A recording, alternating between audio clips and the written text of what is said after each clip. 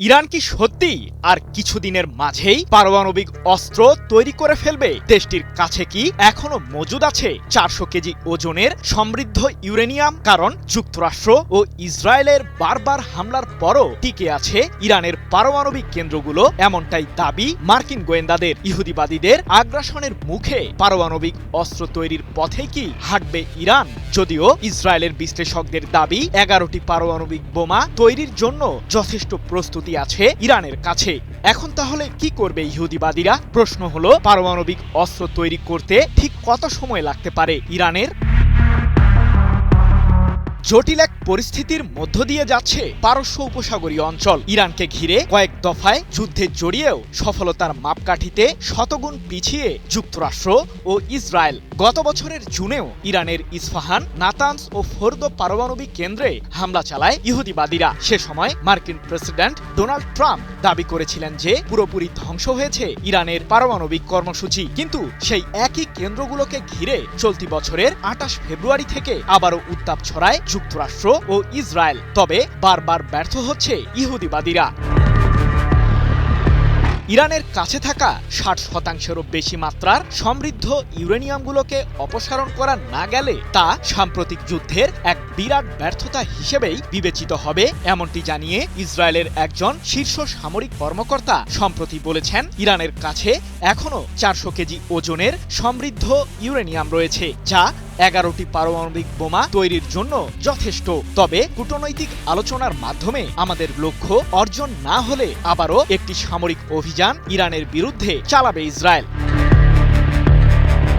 গত বছরের জুনের 12 দিনের যুদ্ধের পর মার্কিন গোয়েন্দা সংস্থাগুলো দাবি তুলেছিল যে 9 মাস থেকে 1 বছরের মাঝে ইরান তৈরি করে ফেলবে পারমাণবিক অস্ত্র।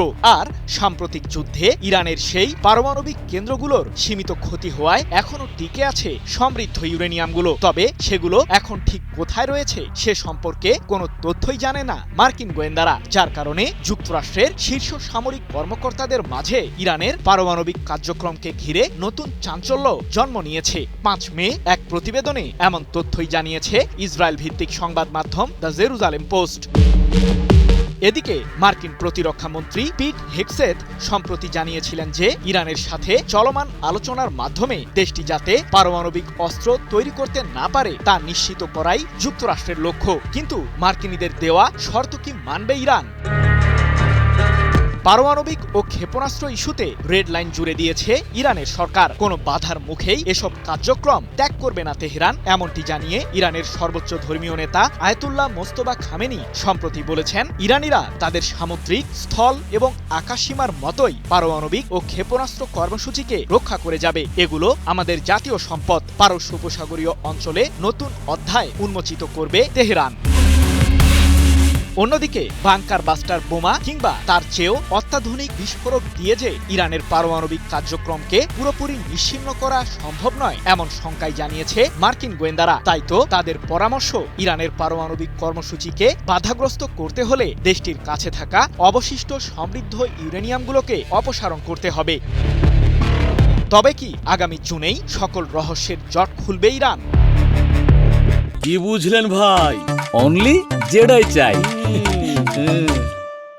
সমৃদ্ধ ইউরেনিয়াম ব্যবহার করে পারমাণবিক অস্ত্র তৈরির লক্ষ্য নেই ইরানের, এমন দাবি বহুদিন ধরেই করে আসছে দেশটি। কিন্তু বেসামরিক খাতের উন্নয়নের জন্য আসলে 60%-এরও বেশি মাত্রার সমৃদ্ধ ইউরেনিয়ামের প্রয়োজন আছে কিনা তা নিয়ে সংশয় রয়েছে বিশ্লেষক মহলে। যদিও ইরানের বিরুদ্ধে যুক্তরাষ্ট্রের চলমান আগ্রাসনকে ঘিরে মার্কিন ভাইস প্রেসিডেন্ট জেডি ভ্যান্স সম্প্রতি বলেছিলেন, ইরানকে কখনোই পারমাণবিক অস্ত্র অর্জন করতে দেওয়া হবে না, এটাই চলমান অভিযানের লক্ষ্য। সৃজন মাহমুদ, নিউজ 24।